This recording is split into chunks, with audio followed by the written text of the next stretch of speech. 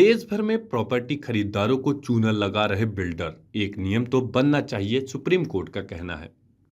देश भर में बिल्डर और प्रॉपर्टी खरीदारों के बीच डील को लेकर एक जैसा नियम बनना चाहिए। सुप्रीम कोर्ट ने सोमवार को यह बात कही। अदालत ने कहा कि पूरे देश में प्रॉपर्टी के खरीदार धोखाधड़ी के शिकार हो रहे हैं। चीफ जस्टिस डीवाई चंद्रचूड़ की अगुवाई वाली बेंच ने कहा, बायर पर बिल्डर क्या क्या चीजें थोप सकते हैं, इसे लेकर एक देशव्यापी नियम होना चाहिए, अन्यथा पूरे देश में खरीदारों के साथ बिल्डर धोखा करते रहेंगे।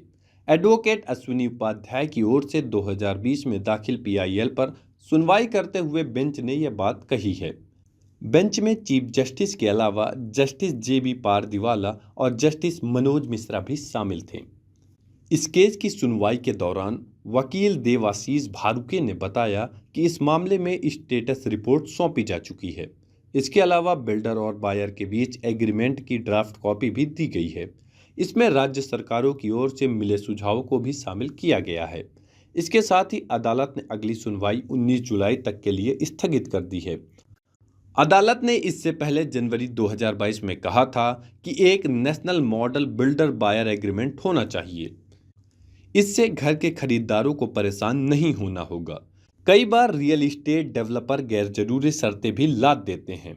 अदालत का कहना था कि मिडिल क्लास के घर खरीदारों को इसके चलते परेशानी होती है।